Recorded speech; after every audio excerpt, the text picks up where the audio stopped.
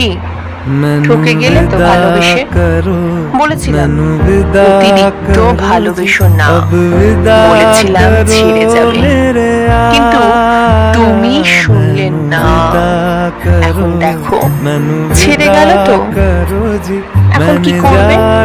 কান্না করবে, মন খারাপ করে একলা ঘরে বসে থাকবে? যদি তুমি শুনতে আমার কথা, তবে আজ এটা হতো না।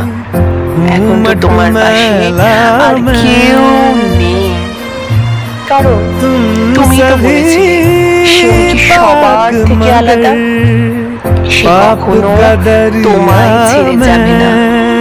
একদিন তো এইসব নিয়েও বন্ধুদের সাথে কত ঝগড়া করেছ, আজ তো তারাও আর কেউ নেই তোমার পাশে।